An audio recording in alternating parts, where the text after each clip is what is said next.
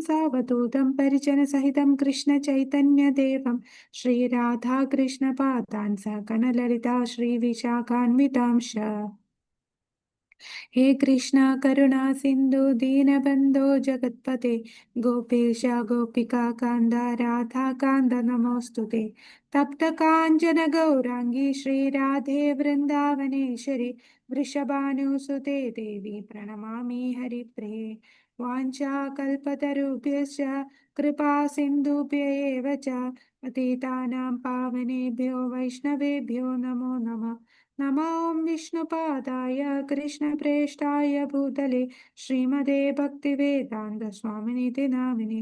नमस्ते सरस्वते देवे गौरवाणी प्रचारिणे निर्विशेषशून्यवादि पाश्चात्यदेशतारिणे. जय श्री कृष्ण चैतन्य प्रभु नित्यानंद श्री अद्वैत गदाधर श्रीवासादि गौर भक्त वृंद. हरे कृष्ण कृष्ण कृष्ण हरे हरे हरे राम राम राम हरे हरे. हरे कृष्ण कृष्ण कृष्ण हरे हरे हरे राम राम राम हरे हरे. हरे कृष्ण कृष्ण हरे हरे हरे राम राम राम हरे हरे. हरे कृष्ण. नानाशास्त्रविचारणैकनिपुणो सद्धम्म संस्थापको लोकानां हितकारिणो त्रिभुवने मान्यो शरण्याकरो. राधाकृष्णपदारविन्द भजनानन्देन मत्तालिको वन्दे रूप सनातनो रघुयुगो श्रीजीवगोपालको. ഹരേ കൃഷ്ണ. ശ്രീ ശ്രീ രാധാഗോവിൻ ടെമ്പിൾ ഇസ്കോൺ മാംഗ്ലൂരിന്റെ ഭക്തിശാസ്ത്രി ക്ലാസ്സിലേക്ക് സ്വാഗതം.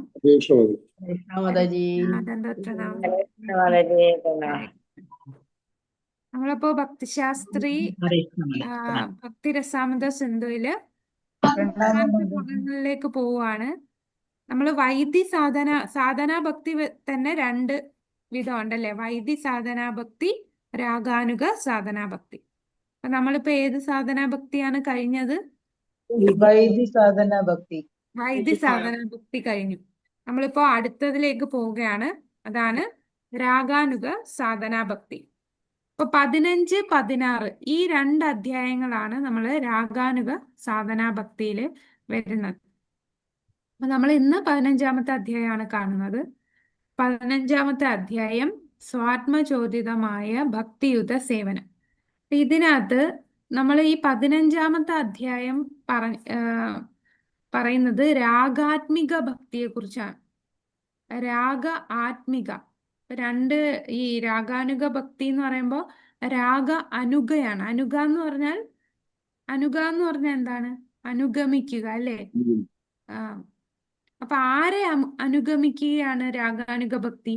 രാഗാത്മിക ഭക്തിയെയാണ് അനുഗമിക്കുന്നത്. അപ്പൊ ആദ്യം ഞാൻ നമുക്ക് എന്താണ് രാഗാനുഗ ഭക്തി, എന്താണ് രാഗാത്മിക ഭക്തി, ആ ഒരു വ്യത്യാസം നമുക്ക് ആദ്യം എന്താണെന്ന് നോക്കാം. രാഗാത്മിക ഭക്തി എന്ന് പറഞ്ഞാൽ അവരുടെ അവരുടെ ആത്മാവ് മുഴുവൻ ഭഗവാനിലേക്ക് സമർപ്പിച്ചിരിക്കുകയാണ്. ഉദാഹരണത്തില്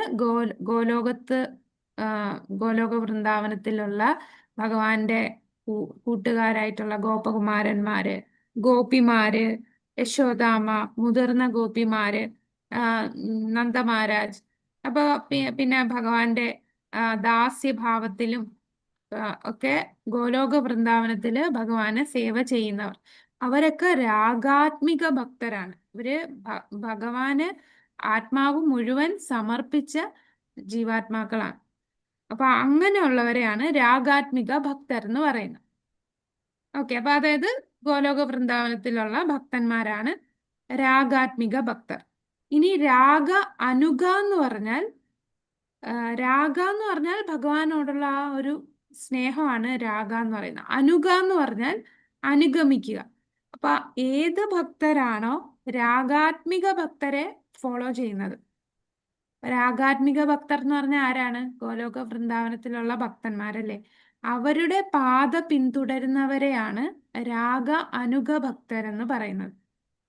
അപ്പൊ ഒരു ഉദാഹരണം പറഞ്ഞാല്, നമ്മളിങ്ങനെ വൈദ്യ സാധന ഭക്തിയൊക്കെ ചെയ്ത് കുറച്ച് കാലം കഴിയുമ്പോൾ നമ്മൾ അതിൽ പക്വതയാകുമ്പോഴത്തേക്കും നമ്മളെ ശ്രവണം ചിലപ്പോൾ നമ്മളുടെ സ്വരൂപം, നമ്മളിൽ ഒരാളുടെ സ്വരൂപം എന്ന് പറയുന്നത് ഭഗവാന്റെ ധാമത്തില് മാ ആം, ആം, വാത്സല്യ രസത്തില് സേവ ചെയ്യുന്ന ഒരു ഭക്തരായിരുന്നു നമ്മള്.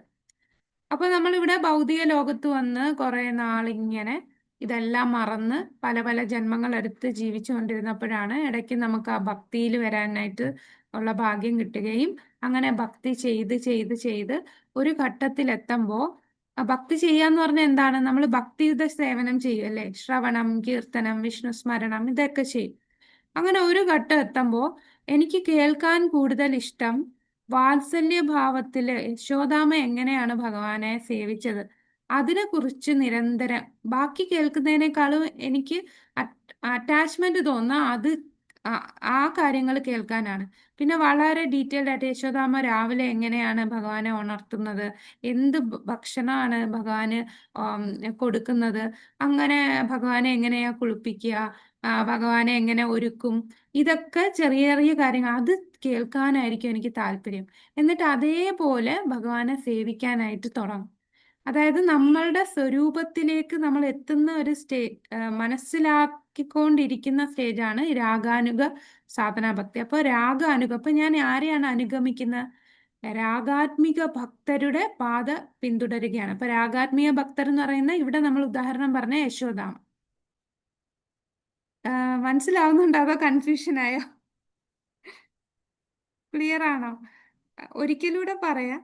ആ, പറഞ്ഞോളൂ മാതാജി പ്രഭു. ഒന്നുകൂടി പറഞ്ഞോളൂ മാതാജി. ഒന്നുകൂടി പറയാം. ഓക്കെ. രാഗാത്മിക ഭക്തർ എന്ന് പറഞ്ഞാൽ രാഗ ആത്മിക, അവരുടെ ആത്മാവ് മുഴുവൻ ഭഗവാന് സമർപ്പിച്ച് ഭഗവാനല്ലാതെ മറ്റൊന്നുമില്ല അവരുടെ ഹൃദയത്തില്, വേറൊന്നിലും താല്പര്യമില്ല, ഭഗവാന് തന്നെ ഫുൾ ടൈം 24 മണിക്കൂറും ഭഗവാന്റെ സേവ ചെയ്തുകൊണ്ടേയിരിക്കുകയാണ്. അവരുടെ ആഗ്രഹം ഭഗവാനെ സേവിക്കുക അല്ലാതെ മറ്റൊന്നുമില്ല. അവര് ഭഗവാന്റെ കൂടെ ഉണ്ട്, ഭഗവാന്റെ കൂടെ ഇരുന്ന് സേവ ചെയ്യാണ് ഗോലോക വൃന്ദാവനത്തിൽ. ഉദാഹരണത്തിന് ഗോപിമാര്, ഗോപന്മാര്, മുതിർന്ന ഗോപിമാര് അവരെല്ലാം ഭഗവാനെ സേവ ചെയ്യാണ് അല്ലെ. പിന്നെ ഇപ്പം ശാന്തരസത്തിലൊക്കെ വരുമ്പോൾ നമ്മളിപ്പോ ഭഗവാന്റെ ശരീരത്തുള്ള ആഭരണങ്ങള്, പിന്നെ മറ്റ് ശാന്തരസത്തിൽ സേവ ചെയ്യുന്ന ഭക്തര്, പിന്നെ ദാസ്യഭാവത്തിലും ചെയ്യുന്ന ഭക്തർ, അവരുടെ ആത്മാവ് മുഴുവൻ ഭഗവാനുള്ളതാണ്. ഇനി രാഗാനുഗ ഭക്തർ എന്ന് പറഞ്ഞാൽ ഈ ഭക്തര് അവർ ആ സ്റ്റേജിൽ എത്തിയില്ല, പക്ഷെ ഇവരെ ഫോളോ ചെയ്യും. രാഗാത്മിക ഭക്തരുടെ പാത പിന്തുടരും. ഇപ്പൊ മാധുര്യ രസത്തിലാണ് നമ്മളുടെ സ്വരൂപമെങ്കിൽ ഈ രാഗാനുഗ ഭക്തര് കൂടുതലും ഗോപിമാർ എങ്ങനെയാണ് ഭഗവാനെ സേവിച്ചത് അതിനെക്കുറിച്ച് കേൾക്കാനും അതേപോലെ അവരുടെ പാത പിന്തുടർന്ന് ഭഗവാനെ സേവ ചെയ്യാൻ തുടങ്ങും. അപ്പൊ ഈ രാഗാനുഗ ഭക്തർക്ക് റൂൾസ് ആൻഡ് റെഗുലേഷൻ ബാധിക്കത്തില്ല.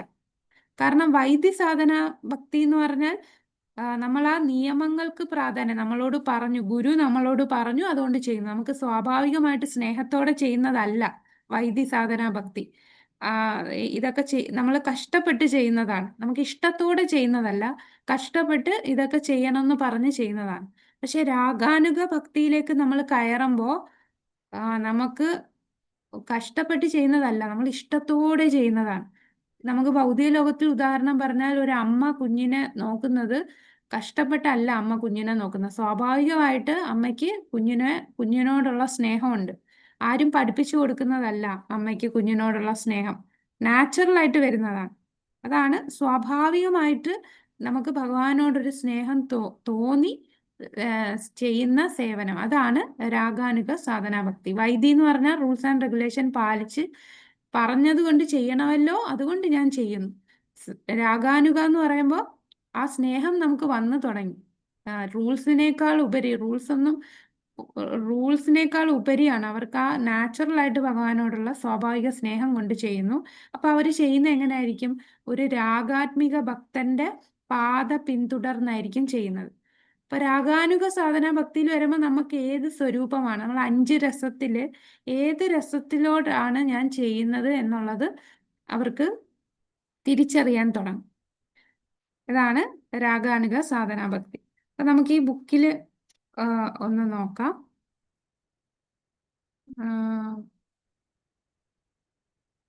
ഓക്കെ, അപ്പൊ രാഗാത്മിക ഭക്തി. രാഗാത്മിക ഭക്തി എന്ന് പറയുമ്പോൾ സ്നേഹത്തിന്റെ തീവ്രമായ ആഗ്രഹത്തോടെ അതിലെ ചിന്തകളിൽ പൂർണ്ണമായി മുഴുകിയിരിക്കുമ്പോൾ ഒരു വസ്തുവിനോട് സ്വതസിദ്ധമായ ആകർഷണമാണ് രാഗയെ ശ്രീരൂപ ഗോസ്വാമി നിർവചിച്ചിരിക്കുന്നത്.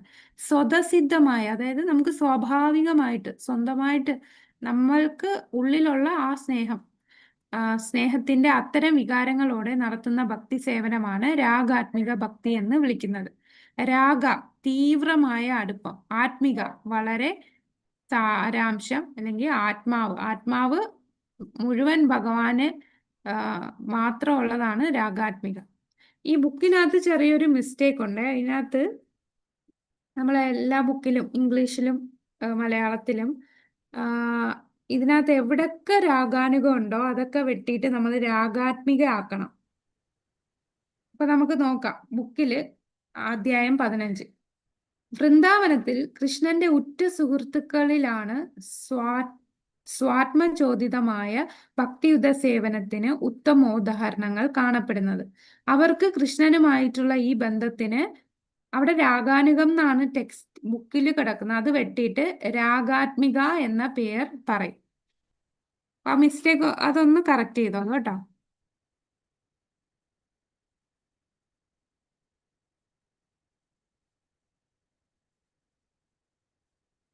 ഇപ്പൊ പാരഗ്രാഫ് ഒന്ന് വായിക്കാമോ ആരേലും?